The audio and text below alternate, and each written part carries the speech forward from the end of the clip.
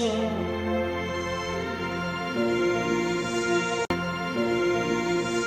Todo está en las manos del Señor, pero yo lo único que digo es que nosotros no podemos depender de los hombres, sino depender solamente del Señor. Hay gente que pone la confianza en los gobiernos. Bueno, ahora ya verás que estos que entran van a arreglar todo lo que el otro no arregló y ya verás que no sé qué. Mire, hermano, ¿qué quiere que le diga? Nuestra confianza está en el Señor. La Biblia llama bienaventurado al hombre que pone su confianza en el Señor. Estamos viendo que el único que no falla y el único que es fiel y el único que sabe hacer bien las cosas es nuestro Dios. Los hombres ahí están que se pelean, que se van, que entran, que sí, que te apoyo, que no te apoyo, que me abstengo, que no sé qué, que no sé cuánto. Y uno ve en lo natural, yo siempre cuántas veces lo he dicho, uno ve en lo natural el reflejo de cómo están las vidas de esa gente. Espiritualmente están destrozados. La inmensa mayoría de los que están ahí tratando de ponerse de acuerdo para hacer algo a favor de este país, la inmensa mayoría son ateos. Y lo han dicho, no, que no creen en Dios, que son ateos, que Dios es una cosa para la familia, pero que eso no tiene nada que ver. Y así vas. Si el hombre buscara a Dios, si todos esos que no saben lo que hacer, dijeran, vamos a ver, Rajoy, el del PSOE, el Coleta, el otro y el otro, dijera, vamos a ver, vamos a hacer 3 días de oración y ayuno a nivel nacional. Y tú ves a todos los políticos en el Congreso, 3 días en la Moncloa sin salir, orando, leyendo la Biblia y buscando del Señor, humillándose delante de Dios. Qué diferente sería todo, ¿eh? Madre mía, cuántas bendiciones y cosas hermosas podrían salir de un encuentro así, pero no lo van a hacer, no lo van a hacer, ¿verdad? Entonces dice la Biblia que son ciegos que intentan guiar a otros ciegos, y dice la Biblia que si 2 ciegos se juntan, los 2 van a caer en el mismo hoyo, porque los 2 están ciegos, ¿eh? Así que buscamos a Dios, confiamos en el Señor, en su promesa y en su palabra, y todo lo que los hombres tengan que arreglar, que lo arreglen ellos, pero nuestra confianza está en el Señor. Amén, hermanos, bendito sea Dios. Sabemos que el año pasado pasó algo tremendo, miles y miles de personas mayores, ya jubiladas, que tenían sus ahorros de toda la vida ahí metidos en el banco ya para retirarse y tener una jubilación tranquila. Resulta que desapareció el dinero y se esfumaron todos los sueños y la tranquilidad, la falsa tranquilidad que produce el dinero, porque no cabe la menor duda de que cuando uno tiene dinero y te sobra, pues en un momento determinado pues puedes tener una tranquilidad, ¿no? Decir, oye, pues tengo un dinerito y tal, y qué mal se pasa y qué mal cuando una persona ha ahorrado toda su vida y de repente los hombres se quedan con todos tus ahorros. Pero ahí hay una lección de que donde tenemos que hacernos tesoros es en el reino de Dios, porque los tesoros de la tierra se fuman, los tesoros de la tierra se volatilizan, son como neblina, hoy los tienes y mañana no los tiene. ¿Cuántas personas en este país hace 3, 4, 5 años atrás tenían trabajo, coches, casas, viajaban, compraban y no sé qué? Y hoy en día están arruinados. No es que no tengan dinero, es que están arruinados con a veces hasta miles y millones de euros de deuda. Y uno dice, al final resulta que los que tenían tanto están peor que los que toda la vida hemos dependido el día a día del Señor. Porque yo he hablado con gente que ha tenido mucho dinero y están deprimidos, amargados, escondidos, en fin, lo han perdido todo. Y cuando uno ha estado arriba y de repente te lo quitan todo, no sabe adaptarse después a una vida, digamos, a una vida normal. En estos días estaba leyendo un libro, o uno de los libros que estoy leyendo, y en uno de ellos decía que en los tiempos de la Biblia, ya lo dije una vez, en los tiempos de la Biblia se vivía el día a día. Eso ya hoy en día prácticamente no existe. En algunos países sí. Pero aquí, por ejemplo, la gente quiere tener, digamos, el mes arregladito, ¿no? Tengo para pagar el mes de la hipoteca o el mes del alquiler. Ya están tranquilos.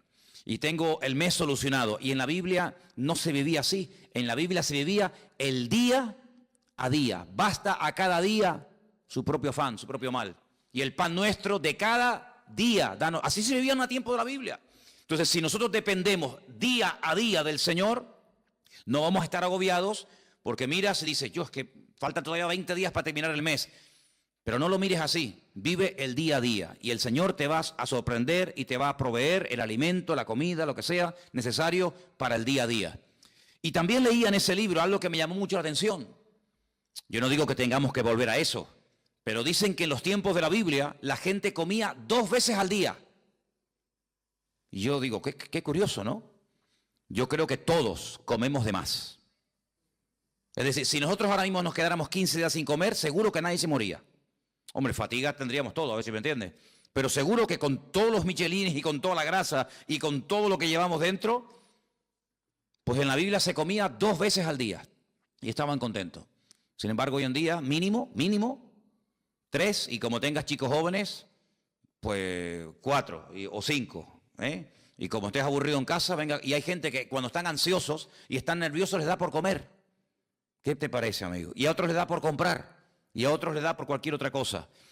Qué diferente es la vida de un cristiano. Amén, hermanos. Qué diferente tiene que ser nuestra vida en medio de todo este caos y en medio de todo este lío.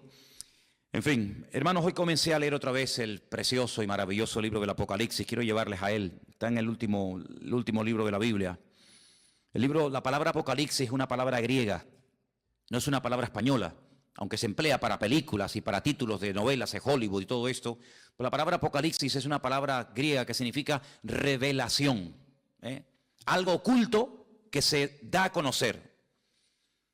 En los tiempos de la Biblia, revelación era algo que no se podía ver, pero que había un momento en el que Dios permitía que se pudiera ver o entender pues lo que estaba oculto a los ojos naturales.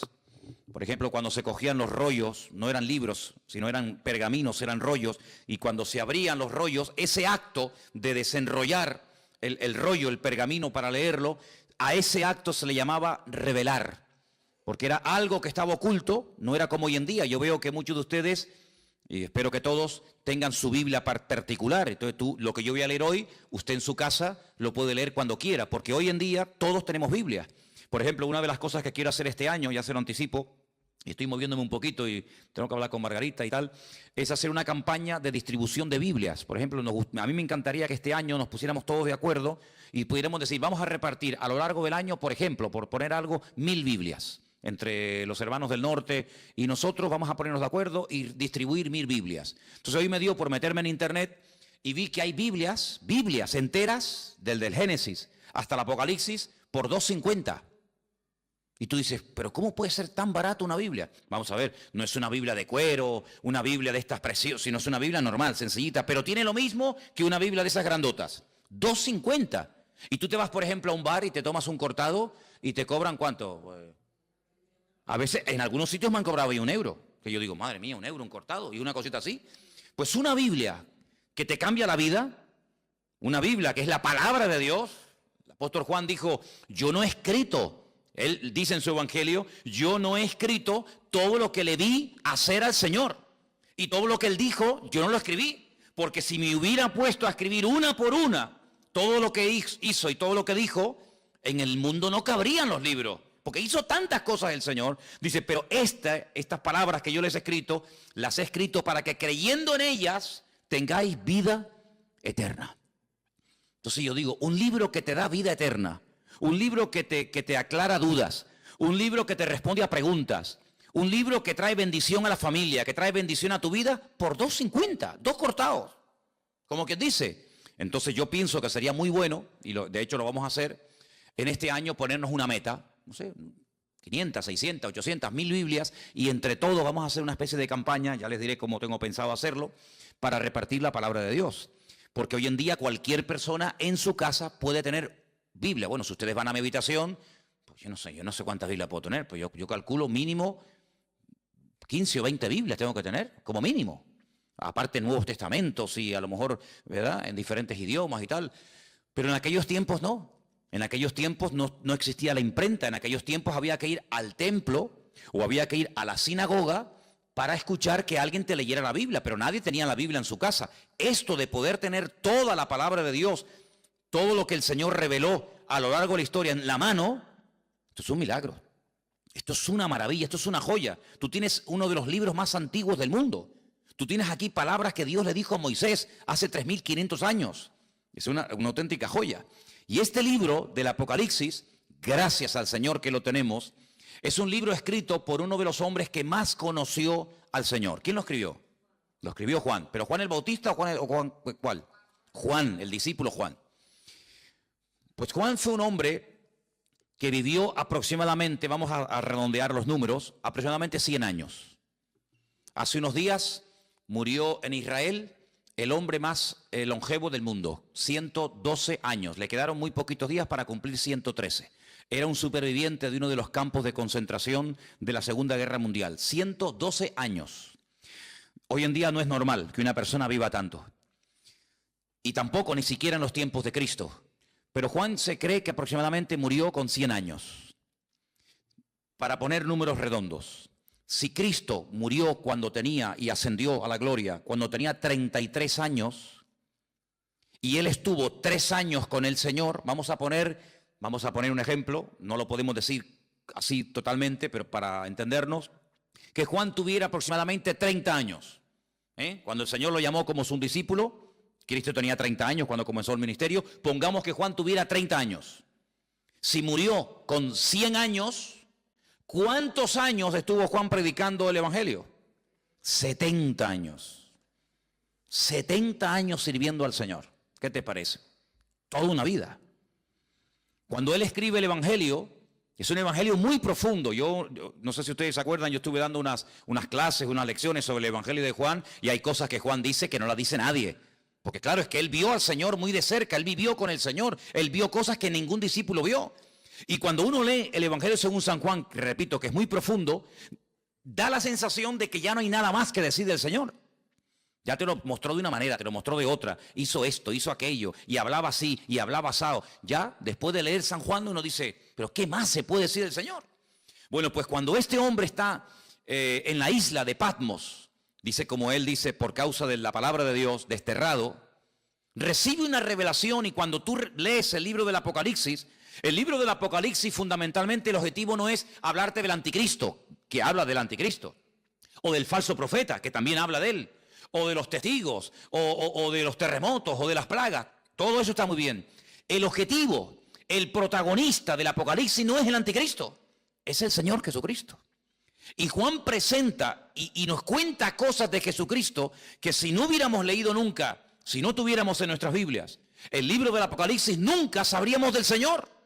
Porque el libro del Apocalipsis contiene una información que no está en ninguna parte de la Biblia. Por eso es un libro fundamental. Y no solamente es un libro importante, sino es un libro necesario. Yo siempre lo he dicho, y ustedes lo saben, que los creyentes hoy en día tienen que leer y estudiar más que nunca el libro del Apocalipsis.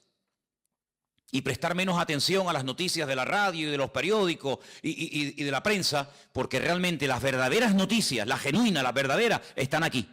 No solamente en la Biblia, sino en el libro del Apocalipsis. El libro del Apocalipsis es un libro extraordinario, que nos da detalles tremendos, tremendos. Lo estoy leyendo otra vez, como siempre, ¿no? Detenidamente, estudiando las palabras y tal, y menciona muchas cosas del Antiguo Testamento. Por ejemplo, hoy leía acerca de los famosos 2 testigos. Los que habéis leído la poesía saben de lo que estoy hablando.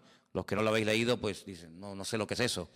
Bueno, pues los 2 testigos son 2 personas de carne y hueso que estarán en los últimos tiempos predicando la palabra del Señor durante 3 años y medio. Nos dice la Biblia cómo predicarán, dónde vivirán, cómo morirán, qué les va a pasar. Todo eso lo dice el Apocalipsis. Bueno, pues de esos 2 personajes ya habla el profeta Zacarías. Ustedes van al libro de Zacarías, capítulo 4, y allí te habla de los 2 testigos. No aparece la palabra testigos, aparece la palabra, en hebreo dice la palabra hijos. La traducción dice los 2 ungidos. Y habla acerca del aceite de oliva. Sabéis que el aceite de oliva se utilizaba mucho en los tiempos de la Biblia, no solamente para cocinar, no solamente para sanar heridas, era un bálsamo, sino que también se utilizaba un aceite especial, no cualquier aceite, un aceite especial que se hacía para derramarlo sobre la cabeza de los reyes o de los profetas o de otros personajes cuando se les quería públicamente presentar como un juez, como un rey, como una persona importante, y se le llamaba ungido. La palabra ungido, Mashiach, ¿qué es? Ungido. ¿Y cómo se dice ungido en griego en el Nuevo Testamento? Cristo. La palabra Cristo es la misma palabra Mashiach del Antiguo Testamento. Pasa que una está escrita en hebreo y otra está escrita en griego. Como el Nuevo Testamento se escribió en griego y del griego se tradujo al español o al castellano, entonces cuando leemos el nombre de nuestro Señor Jesucristo, lo leemos así: Jesús, Cristo, Jesucristo. Pero Cristo no es un nombre, Cristo es un título. Es como decir, fulanito de tal, presidente del gobierno, fulanito de tal, presidente del Fútbol Club Barcelona, fulanito de tal, presidente del Cabildo. Cristo no es un nombre, es un título de una función a desarrollar. Por ejemplo, en este momento, a Benjamín Netanyahu, que es el presidente de Israel, se le llama el ungido, se le llama el Mesías. Y tú dices, ¿ah, sí? Sí, claro, porque es un hombre que ha sido capacitado para ser presidente de un país. Entonces, la palabra Mesías, la palabra Cristo, la palabra ungido, nos habla acerca de un cargo, no de un nombre. Jesús se llamaba Yeshua, porque él no era griego, él era judío y él se llamaba Yeshua. ¿Cómo se dice Yeshua en griego? Jesús. Entonces, son las mismas palabras, pero cambiando, digamos, el nombre, la pronunciación. Juan recibe una revelación de él, dice en el capítulo 1, la revelación de Jesucristo. No es la revelación del falso profeta o del anticristo, no. Es la revelación de Jesucristo. Si quieres conocer mucho de Cristo, tienes que leer los evangelios, Mateo, Marcos, Lucas y Juan, pero también el Apocalipsis. Y dice, esta revelación de Jesucristo, Dios se la dio para manifestar a sus siervos las cosas que deben de suceder pronto. Y la declaró enviándola por medio de su ángel a su siervo Juan. Juan, cuando escribió este libro, dice que lo que él estaba escribiendo iba a suceder pronto. ¿Y cuándo escribió Juan este libro? En el siglo I. Y en el siglo I, cuando él está escribiendo, dice, lo que yo estoy escribiendo ahora, prepárense que esto se va a producir pronto. Pues si eso lo dijo en el siglo I, ahora en el siglo XXI, estamos más cerca que nunca de los acontecimientos finales, ¿sí o no?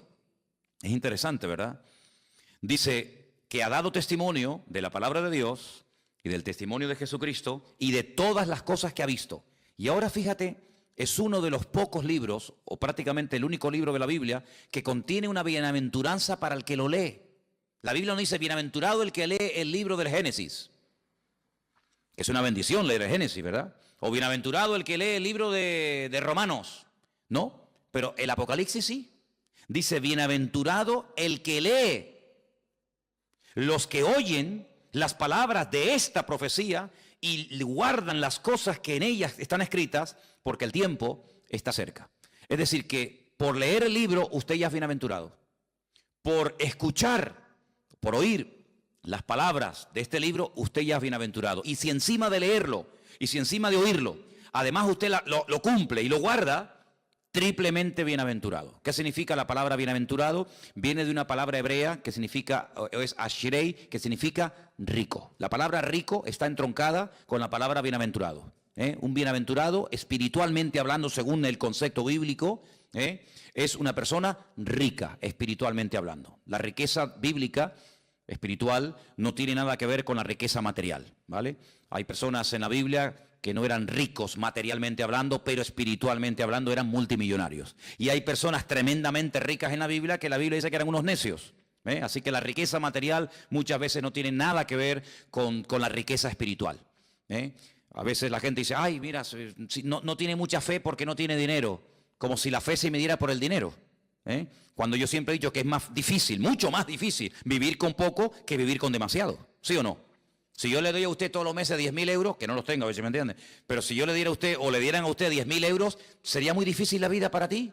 Uy, ¿ahora qué compro? ¿Compro el jabón más barato o el más caro? ¿Compro el champú que está muy rico o compro el más baratito? No habría problema, porque cualquier persona, pienso que en un día, 2, media hora, se adaptaría a vivir con 10.000 euros por mes. ¿Sí o no? Sin ningún problema.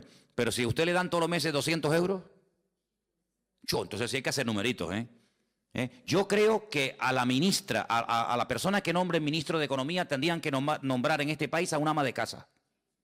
No a un político de estos que le van a dar 10.000 euros por mes. Eso lo hace cualquiera, no. Tendrían que nombrar a un ama de casa, una mujer que tiene un sueldo pequeñito, que saca a los hijos adelante. Yo nombraría de ministra de Finanzas o de Economía en este país a una ama de casa, porque esas sí que saben administrar el dinero. Esas sí que saben que el marido le da tanto dinero y le llega. Esos son. Aquí hay un montón de ministras de Economía y pasa que no las reconocen, ¿no? Bueno, pues Juan está allí en la isla de Patmos y uno dice, bueno, ¿y qué hacía allí Juan? Si Juan vivía en Éfeso. Ustedes saben que cuando el Señor Jesucristo estaba en la cruz, le dijo a Juan que se encargara de su madre, porque Cristo iba a morir, y entonces María, según la tradición cuenta, pues resulta de que se fue a vivir con Éfeso, y allí estuvo con el apóstol Juan.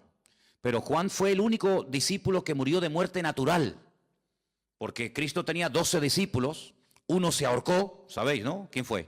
Judas se ahorcó, se quitó la vida. Los otros murieron como mártires, unos crucificados, unos quemados, etc. Pero Juan, fue el único que murió de muerte natural.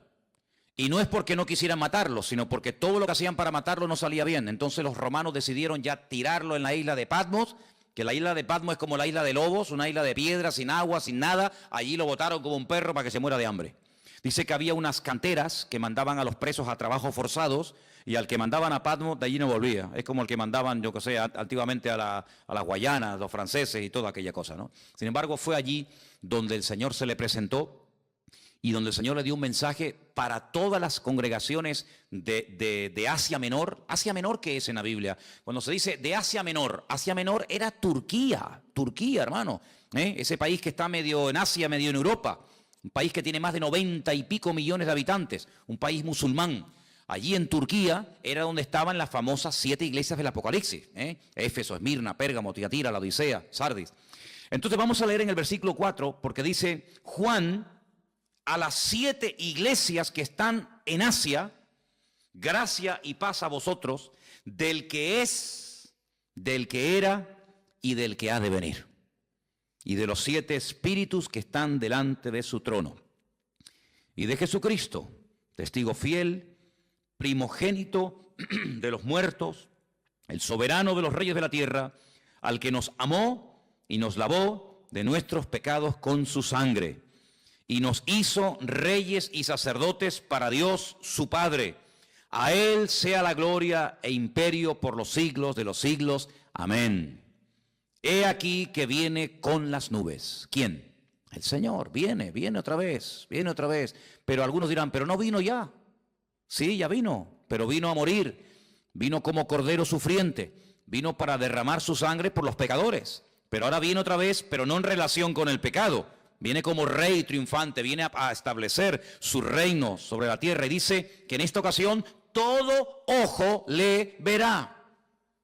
Oye, esto es tremendo, ¿eh? ¿Qué significa todo ojo le verá? Que todo ojo le verá. Que todo el mundo le va a ver cuando venga. En la primera venida no todo el mundo lo vio. Muchos no se enteraron. Por ejemplo, los judíos que vivían en Roma, cuando nació el Señor Jesucristo en Israel, no sabían que había nacido el Mesías. ¿Cómo se enteraron? Por los predicadores, por los misioneros, por los apóstoles, por los discípulos que iban a una sinagoga en Roma, en Corinto, en Éfeso, en donde fuera, y decían: venimos a decirles que nuestro Mesías, del cual habló Isaías, Jeremías, Daniel, etcétera, etcétera, ha nacido. No me digas. Sí, ha nacido. Claro, no había radio, no había internet, no había televisión, no había nada. ¿Cómo se enteraba la gente? A través de los predicadores. Ahora se dan cuenta ustedes lo importante que era predicar. Por eso dice Pablo: ¿y cómo van a creer si no hay nadie que les predique? No había Biblias, no había emisoras cristianas, no había radio, no había nada. Entonces, qué importante era que los hombres fueran por todas las naciones diciendo que ha venido, que ha nacido, y no me diga, y mira, y sanó a los enfermos, y resucitó a los muertos, y murió en la cruz, y resucitó al tercer día. Y claro, para ellos era una gloria. Pero en esta ocasión no va a haber esa ignorancia, sino que en esta ocasión dice la Biblia categóricamente: todo ojo le verá. Todo el mundo, cuando el Señor venga por segunda vez, todo el mundo se va a enterar. Nadie va a decir en Tacoronte: ¿quién vino? ¿Quién? Pues yo no. Todo el mundo lo va a saber. Todas las islas, todos los continentes, todas las ciudades, todas las televisiones del mundo, todas las radios, todos los periódicos, todo el mundo, los 7.000 millones de habitantes que hay en el planeta Tierra en este momento, todo el mundo sabrá que el Señor Jesucristo vino. Pero no solamente los que estén presentes en ese momento, sino dice: y los que le traspasaron. ¿Cómo que los que le traspasaron? Sí. Los que le traspasaron ya están muertos. ¿Sí o no? Los romanos que le clavaron aquellos clavos en el pie y en la mano y le traspasaron el costado y le pusieron la corona de espina, ¿cómo lo van a ver si ya murieron? Pues no te das cuenta de que la Biblia a veces te habla de un mensaje superficialmente, pero indirectamente sin mencionar la palabra, si los que le traspasaron le van a volver a ver, te está dando a entender la Biblia que se producirá una resurrección de los muertos. Porque si no, ¿cómo le van a ver si están muertos? Entonces no te menciona la palabra resurrección, pero dice, cuando venga todo ojo le verá, también le verán los que le traspasaron, y dice, todos los linajes de la tierra harán lamentación por él. Y Juan dice, sí, amén, estoy de acuerdo, perfectamente, es así. ¿Te das cuenta? La palabra amén, cuando tú pones la palabra, por ejemplo, si buscas la palabra en hebreo fe, la palabra que se emplea para fe, generalmente la palabra emuná. Emuná es fe en hebreo. Se puede traducir como fe o también como confianza, pero generalmente es fe. La palabra emuná, dentro de la palabra está la palabra amén. Si tú, en hebreo, hay algo muy bonito, y es que dentro de una palabra hay una, dos o tres palabras. Incluso a veces de una palabra, no de todas, cuidado, pero a veces hay palabras en hebreo que de una palabra puedes sacar 750 palabras diferentes. Y usted dice, ¿cómo? De una palabra, combinando las palabras, por ejemplo, poniendo la P aquí, la H allí, la M por acá, la L por allá, de una misma palabra, siendo combinaciones, pueden sacar hasta 750 términos diferentes. Entonces la palabra amén está dentro, tú ves la palabra emuná en hebreo y ves que pone dentro amén. Porque cuando decimos amén, cuando nosotros los creyentes decimos amén, que es un acróstico, pues estamos diciendo que tengo fe en afirmar lo que esa persona está diciendo. Cuando yo digo, hermano, el Señor Jesucristo vendrá, amén. Cuando usted dice amén, está diciendo de una forma resumida, tengo fe en lo que tú estás diciendo y lo firmo. Tengo fe de que el Señor volverá otra vez. Pero para no decir, tengo fe en que el Señor volverá otra vez, usted dice simplemente, amén. Y diciendo amén, usted afirma como que usted está de acuerdo con la afirmación que se acaba de decir. Por eso digo muchas veces, no diga amén a todo lo que se oye. Porque cuando usted dice amén a todo, quiere decir que está de acuerdo con todo lo que se está diciendo. Así que piénselo bien. Así que el Señor dice, yo soy el alfa y la omega. Yo me imagino que todos lo sabrán, pero cuando leía esta mañana el Apocalipsis en la versión hebrea, no dice evidentemente el alfa y la omega, porque el alfa y la omega es la primera y la última letra del alfabeto griego, ¿vale? En nuestro idioma sería la A y la Z. Yo soy la A y la Z. En hebreo yo soy la Aleph y yo soy la Taf, ¿vale? El principio y el fin, dice el Señor, el que es, el que era y el que ha de venir, el Todopoderoso, ¿vale? El Todopoderoso, el eterno Dios. El nombre de Dios lo hemos explicado 1.000.000 de veces. El nombre de Dios es un nombre que no tiene vocales. Es un nombre que solamente tiene consonantes. Son Yod, Hei, Bat, Hei. A menos que usted le ponga vocales a esas letras, no se pueden pronunciar. Porque ¿cómo vamos a pronunciar una palabra si no tiene vocales? Se une la consonante con la vocal y entonces creamos las sílabas y las palabras. Entonces el nombre de Dios es un nombre aparentemente impronunciable porque cuando se escribió originalmente no tenía vocales. Pero si usted ve cómo se escribe el verbo ser y el nombre propio de Dios, que son esas famosas 4 letras que se llama el famoso tetragramatón, dentro del nombre de Dios usted puede ver que está escrito el verbo ser. ¿Por qué? Porque Dios es la existencia. Dios es el que da existencia. Él no depende de nada ni de nadie para existir. Nosotros sí. Si nuestros padres no se hubieran conocido y de esa relación no hubiéramos nacido nosotros, ¿de dónde hubiéramos salido? De ninguna parte. Luego nosotros somos los hijos de nuestros padres y los padres eran los hijos de nuestros abuelos y así sucesivamente. Pero si llegamos a Dios, y la pregunta que yo me hacía antes de aceptar al Señor, que ya lógicamente la tengo clarísima, pero en aquel tiempo me torturaba, era una tortura terrible, ¿de dónde salió Dios? ¿Quién lo creó? ¿Quién lo hizo? Porque en nuestra mente humana todo sale de algo. Este púlpito no apareció aquí, pum, y apareció, sino que este púlpito alguien lo tuvo que hacer.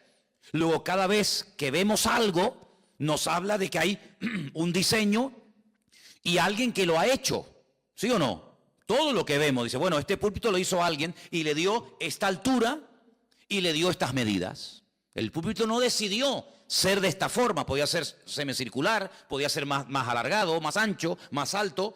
Hubo alguien que dijo, no, lo voy a hacer así. Bueno, pues ese alguien lo formó y ese alguien lo diseñó. Y todo lo que vemos a nuestro alrededor, la silla en la que usted está sentado, alguien la diseñó, alguien la hizo.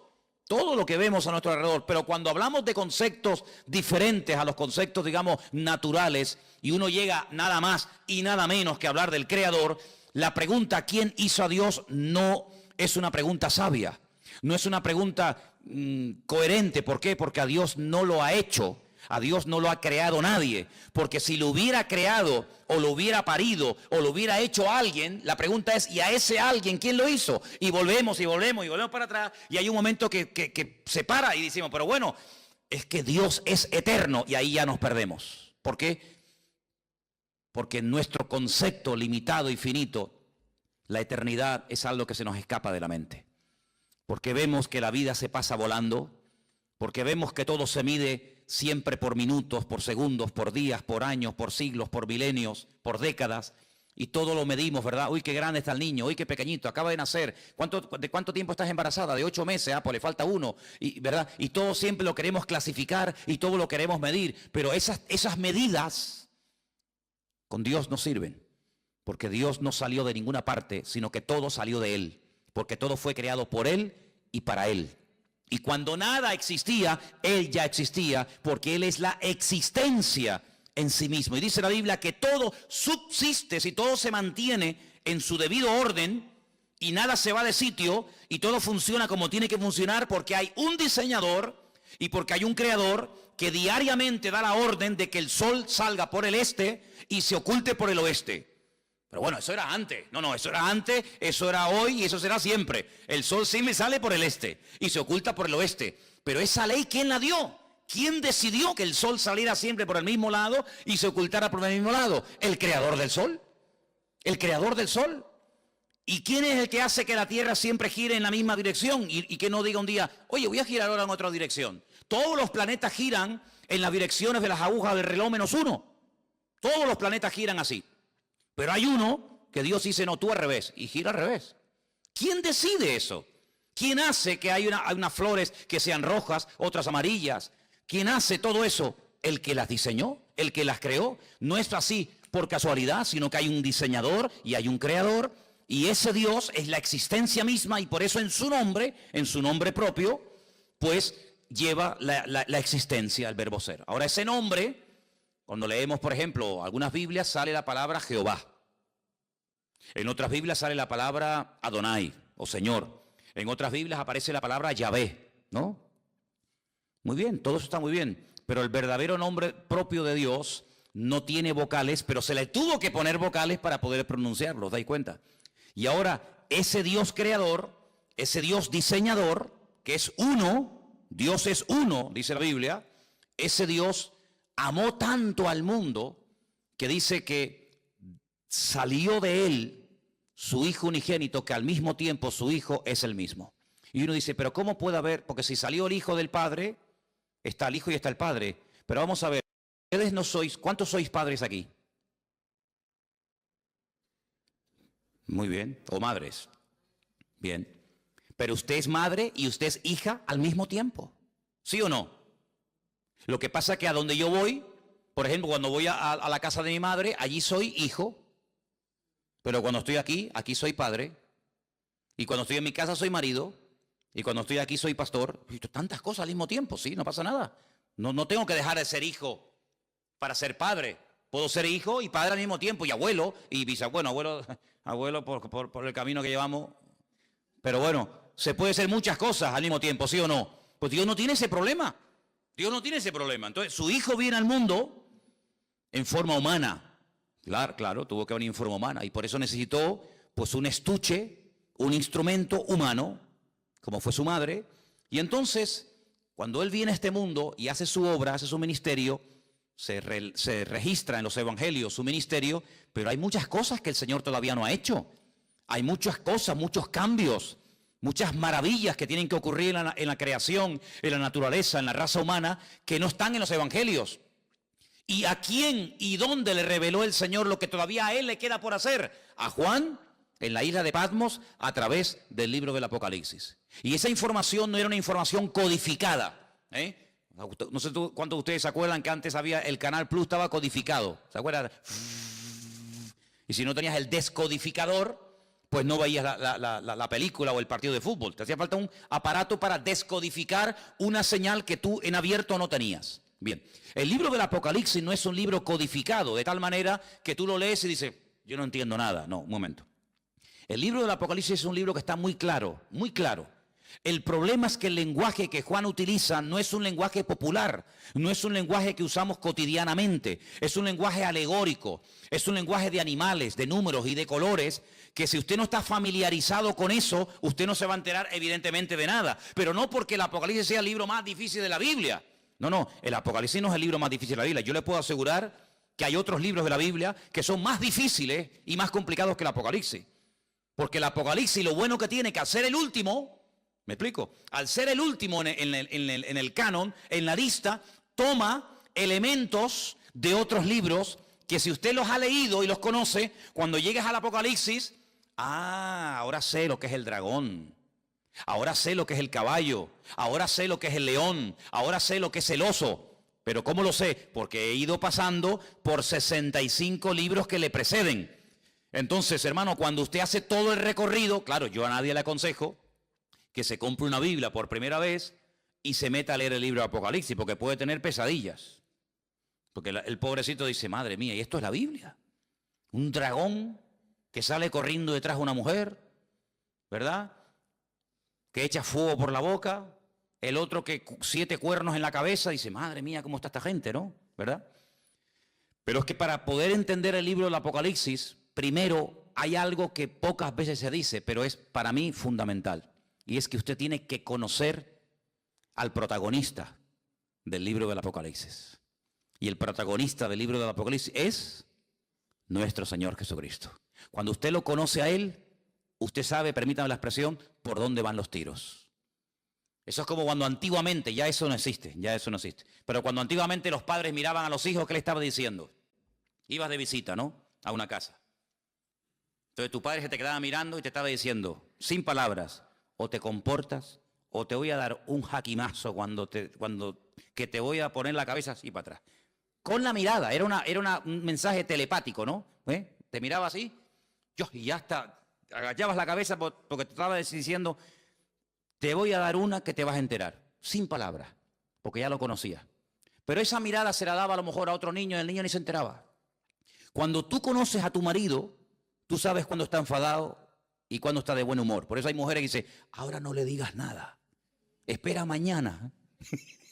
No, yo le digo ahora. No le digas ahora porque encima vas a cobrar. Espérate a mañana, que ya verás como mañana es otro ser humano.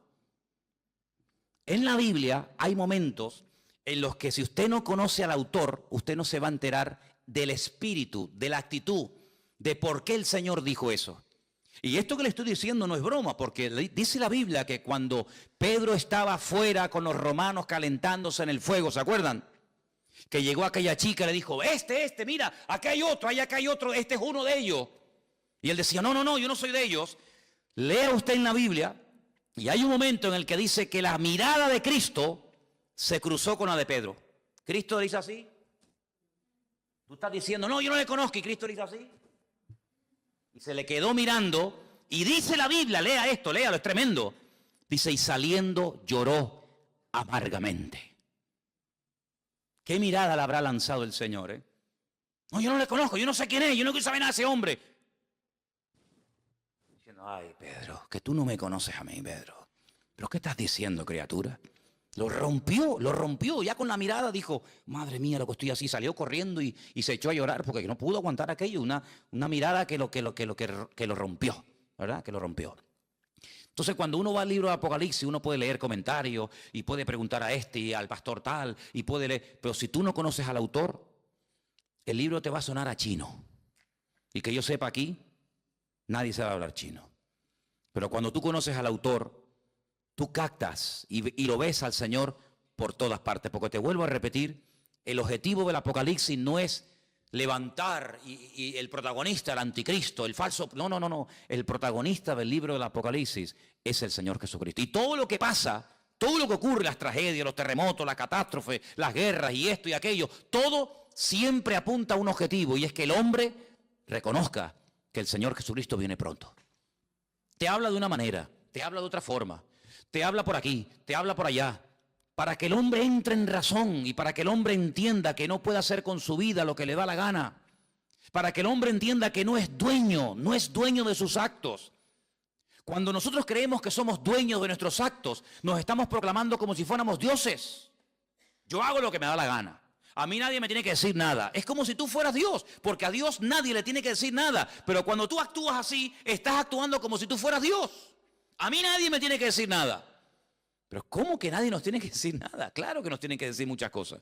Entonces, en el libro del Apocalipsis, Juan, a un viejito de 100 años, que lleva 70 años predicando el Evangelio, le dice: Juan, escribe, ponte a escribir lo que vas a ver, lo que ya has visto y lo que te voy a contar. Y entonces él empieza a escribir y a escribir y a escribir cosas tremendas, tremendas. Pero fíjate lo que dice, por ejemplo, en el versículo 10, cuando el Señor le dice a Juan que escriba, hay una cosa muy importante que tenemos que tener en cuenta, y es cómo estaba, con qué actitud estaba Juan. Dice el versículo 10, yo estaba en el Espíritu en el día del Señor, y oí detrás de mí una gran voz, como de trompeta. Juan no estaba despistado, Juan no estaba quejándose, Juan no estaba con una mala actitud, sino Juan dice que estaba en el Espíritu. Y eso es muy importante. ¿Cuántas veces me habéis oído a mí decir que la actitud marca la diferencia? ¿Sí o no? Es muy importante. Estar centrado, estar pendiente. No, mira, ahora no me hables, que ahora estoy pendiente de la palabra. No, ahora no quiero saber nada. El móvil, ¿para qué quiero yo un móvil ahora? No me hace falta el móvil para nada. Ahora me está hablando el Señor, estoy con su palabra. Él estaba en el Espíritu. ¿Tenía motivos para quejarse? Hombre, humanamente hablando, sí. 100 años aquí botado como un perro, sin agua, sin comida, sin hermanos, sin iglesia, sin amigos, sin nada. Y mira cómo me has tratado, y mira no sé qué, y te he servido para qué. No le dio lugar a eso. Él estaba en el Espíritu. Si el Señor ha permitido que yo esté en la isla de Patmos, no es un castigo, es una bendición, porque al fin y al cabo vemos que no fue un castigo, sino que fue un tiempo maravilloso, porque para poder escribir todo esto, hermano, y para poder ver todas estas visiones, uno no podía estar viviendo en una gran ciudad con ruidos, con coches, con no sé qué, con no sé cuánto, sino uno tenía que estar en un sitio tranquilo, sin que nadie te moleste. ¿Y qué mejor sitio? ¿Qué mejor sitio que la isla de Patmos? Donde tienes tiempo para pensar, para orar, para meditar, y aquí sin que nadie te moleste, aquí te voy a dar la revelación más grande que jamás ningún ser humano ha tenido en esta vida. Luego vemos que el famoso refrán, que no hay mal que por bien no venga, se cumple perfectamente en la vida de Juan. Hace muchos años yo leí un libro de un pastor que tuvo un accidente y se le partió una pierna y estuvo un buen tiempo en cama, escayolado, sin poder moverse, y los primeros días de ese accidente él comenzó a quejarse: Señor, ¿y por qué? Tenía que predicar en esta iglesia, me habían invitado a viajar a no sé qué sitio, me habían invitado a no sé qué, y ahora no puedo tal, y empezó a quejarse hasta que pasaron los días y le dijo: Señor, si tú has permitido que yo esté aquí parado sin hacer nada, ¿qué propósito tienes tú, Señor? Y ese hombre escribió un libro con su testimonio, con sus experiencias, y cuenta él que fue un libro que bendijo a muchísimas personas. Un libro que fue de muchísima bendición, sus testimonios, las experiencias que había tenido con el Señor, las pruebas por las cuales había pasado y lo que había aprendido en el Señor. Y dice: yo conseguí más bendición y logré bendecir más a la gente con aquel libro que con 1000 predicaciones, viaja por aquí, viaja por allá, entra por aquí, entra por allá. Y él entendió que el Señor lo paró, ¿sabes? Él entendió que el Señor permitió aquel accidente para que durante un tiempito tranquilo pudiera escribir un libro que después sería de tremenda bendición para muchísima gente que lo leyó. Entonces hay momentos en la vida que nos puede pasar algo que decimos: ¿y por qué? ¿Y por qué, Señor? ¿Y por qué tal? ¿Y por qué esto? ¿Y por qué el marido? ¿Y por qué el niño? ¿Y por qué no me dieron el trabajo que me habían prometido? ¿Y por qué no sé qué? ¿Por qué? ¿Y por qué? ¿Y por qué? Y hace muchos años, yo era recién convertido, vino a Las Palmas a predicar una señora que dice ella, en aquellos años, que era la capellana de una de las cárceles más peligrosas de los Estados Unidos, la cárcel de Sing Sing. Y esta mujer empezó a predicar y yo te puedo asegurar que no todo, pero por lo menos la mitad del mensaje me lo aprendí de memoria. Y todavía lo tengo aquí. Y ella empezó diciendo, hay una pregunta que si nosotros nos la hacemos podemos volvernos locos. Y es una pregunta, y la pregunta es ¿por qué? Y sobre esa pregunta ella basó su mensaje. Y a mí se me quedó tan grabado aquello.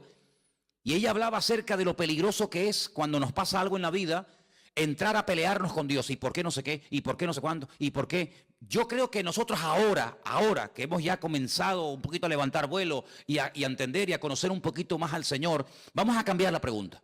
Vamos a dejar el por qué. ¿Por qué? Dios lo sabe. Vamos a preguntarle otra pregunta al Señor. Vamos a hacer esta pregunta. ¿Para qué?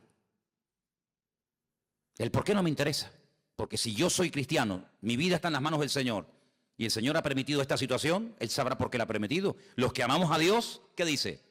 Todo ayuda para bien. Luego, el por qué no me interesa. Mi Dios sabe lo que hace conmigo, pero ¿para qué has permitido esta situación? Entonces, cuando comenzamos a indagar y a orar y diligentemente le preguntamos ¿para qué?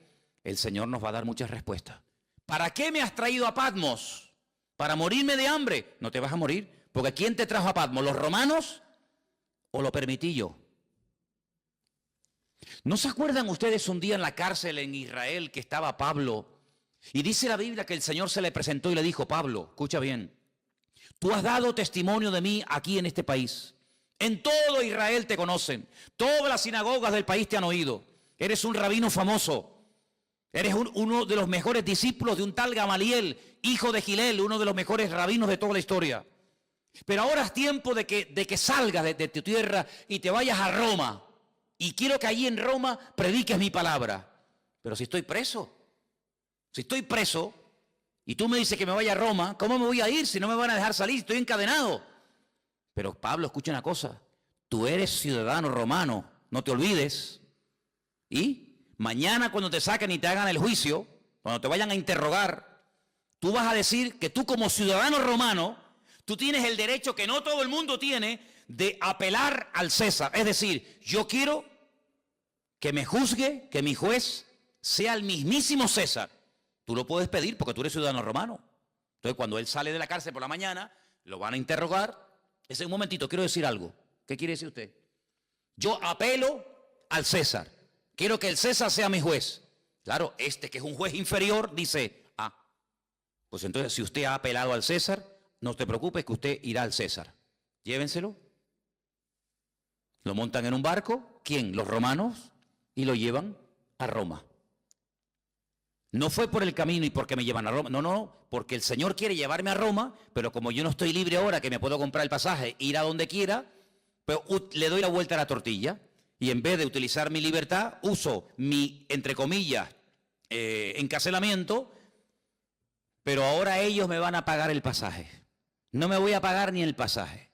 Me van a pagar ustedes el pasaje, me van a pagar ustedes la comida y me van a llevar al mismísimo César de Roma. Pero ¿quién va a ir a darle testimonio al César de Roma? ¿Quién? ¿Uno por la calle? No. O un preso o uno que pertenezca a la corte de Roma. Entonces, si no eres de la corte de Roma, pero eres un preso con ciudadanía romana, tienes derecho a que te juzgue el César de Roma. ¿No os dais cuenta que todo ayuda para bien? ¿Dónde nació Pablo? En Tarso. ¿Qué era Tarso? Una pequeña colonia romana. Y dice que las personas que estaban allí, a través de su padre, él obtuvo la ciudadanía romana. ¿Quién sabe si en algún momento Pablo, como judío fanático que era en aquel momento, habrá dicho, ¿y yo para qué quiero la ciudadanía romana? ¿Yo para qué quiero ser romano? Ahora no lo entiende. Estos asquerosos romanos, este imperialismo que ha venido aquí a dominar nuestra tierra. Sí, pero estos, el día de mañana van a ser el instrumento que Dios va a utilizar para llevarte nada más y nada menos que a Roma, al hombre más poderoso de la tierra. Y allí fue. Entonces no nos damos cuenta de que la vida es como un gran puzzle, como un gran rompecabezas, donde tú miras para atrás y dices, ahora entiendo aquello y esto y lo otro, y por qué se conoció y por qué pasó esto. Y entonces si tú te dejas llevar por el Señor, te vas a dar cuenta de que Juan lo llevaron los romanos, pero porque en el fondo el Señor quería que Juan estuviera en la isla de Patmos y allí tranquilito, sin que nadie te moleste, vas a recibir la revelación más grande que jamás has recibido en tu vida. Pero escucha bien esto, hermano, porque vamos terminando, para no alargarme demasiado. Antes de darte revelación para otros y antes de darte mensaje para iglesias y para pastores y para otras personas, el primero que tiene que recibir el mensaje eres tú. Porque la tendencia de que siempre tenemos algo que decirle a fulano o a mengano, yo no digo que esté mal, pero el primero que se tiene que aplicar el mensaje es el que lo da. Luego, yo te voy a dar mensaje para la iglesia de Éfeso, mensaje para la iglesia de Tiatira, mensaje para la iglesia de la Odisea, etcétera, etcétera. Pero el primero que tiene que verme a mí eres tú. Porque si tú le dices a los demás qué hacer, pero tú no lo haces, entonces no estás viviendo el mensaje. Y eso es algo que tenemos que tener muy claro en la vida. Primeramente, aplicarnos la palabra. Primeramente, conocer nosotros al Señor para después tener autoridad para decirle a otras personas que conozcan al Señor. ¿Qué Señor quieres que conozcas si ni siquiera tú lo conoces? Tengan fe en el Señor, pero tú estás viviendo con fe. Por eso, hermanos, las experiencias que pasamos en la vida nos están capacitando. ¿Para qué? Para que después cuando vayamos a otras personas que están pasando por el mismo o parecido problema que yo he pasado, podamos entenderlos. Por eso yo muchas veces digo, cuando alguien se hace la pregunta, ¿en qué forma tú me quieres utilizar? ¿Con qué tipo de gente tú me quieres utilizar? Analiza cómo ha sido tu vida. ¿Con qué tipo de gente tú te has movido generalmente? Por ejemplo, hay personas que se han movido toda la vida en el mundo del deporte. Pues ya está, más claro agua. Ese es el terreno en el que Dios a ti te va a utilizar, en un nivel donde este y este jamás van a entrar. No le van a hacer ni caso. Pero tú que eres un deportista, te vas a mover en un nivel donde todo el mundo te conoce, tú sabes lo que es una lesión, tú sabes lo que es un campeonato, tú sabes lo que es el sacrificio, ese va a ser tu campo de misión. Hay otras personas que a lo mejor son médicos, no tienen nada que ver con el deporte, pero conocen a una serie de personas que se mueven en el mundo de la medicina. Ustedes saben que los médicos hablan de un lenguaje que le están diciendo a otro colega que te estás muriendo y tú ni te enteras porque se están hablando en clave. Ahí es donde Dios te va a utilizar. ¿Con qué tipo de gente? ¿Qué tipo de inclinación tú has tenido? ¿Qué tipo de experiencia, de prueba? ¿Qué tipo de dificultades tú has tenido? Por ahí van los tiros. Por ahí donde el Señor te va a utilizar. Claro, Dios te puede abrir nuevos campos. Claro, siempre lo hace. Pero generalmente utiliza tu pasado para que después tú en el futuro puedas servir al Señor con efectividad. Porque Dios no te va a meter, a menos que te haga un milagro y una transformación, Dios no te va a meter en un terreno en el que tú no sabes moverte. Dios te va a poner en un terreno en el que tú sabes moverte. Por ejemplo, ¿quiénes son las mejores personas para ayudar a otros drogadictos a salir de la droga? Un mismo drogadicto. Ustedes saben, los chicos que vienen los domingos a la iglesia. Dino. Si algún día oyen un testimonio de Dino, ese chico estuvo en la droga. Pero es que ahora él puede ayudar a otros. ¿Y quién mejor que una persona que ha estado con depresiones toda la vida para ayudar a una persona deprimida? ¿Y qué mejor que una mujer separada para entender a otra mujer separada? ¿Y qué mejor que una mujer que ha sido violada o abusada para entender a otro que está pasando por eso? Hermano, no nos damos cuenta de que todo nuestro pasado es el terreno que Dios ha ido preparando para abrirnos puertas, para servirle a Él en el futuro. Entonces, en este libro, el primero que tiene que tener las cosas claras es Juan. Y quiero terminar leyendo estas últimas palabras. Yo estaba en el Espíritu en el día del Señor, dice versículo 10. Oí detrás de mí una voz, como de trompeta, y me dijo, yo soy el Alfa y el Omega, el primero y el último. Escribe en un libro lo que ves, envíalo a las 7 iglesias que están en Asia. Y ahora las menciona. Éfeso, Esmirna, Pérgamo, Tiatira, Sardis, Filadelfia, la Odisea. Las 7 iglesias. En su momento hablaremos de ellas. ¿Por qué estas 7 y no otras? Todo tiene una razón de ser. Pero le dijo, escribe, escribe. Ahora cuando vayamos a retiro, no sé si ya lo habéis leído, yo creo que esa parte le toca a los jóvenes. Hay un momento en el que el Señor le dice a Moisés, escribe. ¿Lo habéis leído? No lo habéis leído. Dice, escribe esto, esta batalla, lo que ha pasado hoy aquí. Moisés, escríbelo. Escríbelo para que las generaciones futuras no se olviden de lo que pasó aquí en el desierto. Interesante. Ahora le dice el Señor, Juan, escribe. ¿Por qué? Porque vas a ver tantas cosas y vas a tener tantas visiones y tantos sueños que después no te vas a acordar. Ustedes saben, hermanos, porque yo muchas veces le digo a la gente que es bueno venir a la iglesia a veces con papel y lápiz. Porque dicen las estadísticas, no las digo yo, los expertos, los que están todo el día haciendo este tipo de estadísticas y de estudios, dicen que cuando una persona escucha un mensaje político, religioso, de la índole que sea, después de un tiempo, se puede llegar a recordar con el tiempo un 10% de lo que se oyó perfectamente. Y el otro 90%, algunos oyen 25%, pero generalmente si yo les pregunto a ustedes dentro de 15 días de lo que yo hablé la semana pasada, muchos de ustedes ya no se acuerdan. ¿Quién es el que más se acuerda? El que lo dijo. Yo me acuerdo de los mensajes que yo he dado porque yo utilizo no solamente el haberlo estudiado, sino el haberlo dado, entonces me lo sé. Pero el que lo oyó, solamente el 10%. Pero fíjate cómo se dispara la estadística. Si una persona está escuchando una lección de un maestro, de un pastor o de quien sea, y escribe, automáticamente pasa del 10 al 80%. Es decir, usted me está escuchando a mí ahora. Si yo le pregunto a usted dentro de 3 días, muchas de las cosas que dije, algunas se acordará, otras no. Pero si usted tomó alguna nota y encima cuando llegó a la casa la repasó, el 80% usted es capaz de acordarse, porque además lo tiene escrito, que si solamente lo hubiera oído. Entonces, Juan, tú vas a ver lo que yo te voy a decir de los 2 testigos. Nadie ha escrito de los 2 testigos, nadie sabe nada de esto. Yo te voy a hablar de los 144.000 sellados. Yo te voy a hablar del falso profeta. Yo te voy a hablar de los 7 sellos, de las trompetas, de las copas de la ira. Yo te voy a hablar de la mujer que huye al desierto por 1260 días. Yo te voy a hablar a ti de tantas cosas que como tú no escribas esto, tú a las 2 horas no te acuerdas. Y si tú no te acuerdas, ¿cómo le vas a pasar el mensaje a los hermanos de Garcilaso de la Vega número 13? Imposible. Entonces, ponte a escribir, Juan, ponte a escribir, porque lo que se escribe ahí queda. Y entonces dice que cuando él se vuelve para ver la voz del que hablaba con él, cuando se volvió, dice que vio 7, quédese con este dato, 7 menorás, 7 candeleros de oro, 7. Y en medio de los 7, a uno semejante al Hijo del Hombre, vestido de una ropa que le llegaba hasta los pies, iba ceñido por el pecho con un cinturón de oro. Jesús nunca lo había visto, Juan, así, nunca lo había visto. Su cabeza y sus cabellos eran blancos como lana, como blanca lana, como nieve. Sus ojos como llama de fuego, sus pies semejantes al bronce bruñido, refulgente como en un horno. Su voz como estruendo de muchas aguas. Tenía en su diestra 7 estrellas, y de su boca salía una espada aguda de 2 filos, y su rostro era como el sol cuando resplandece en su fuerza. Cuando le vi, caí como muerto a sus pies. Esto nunca le había pasado a Juan. Juan nunca se había caído. Ese día sí.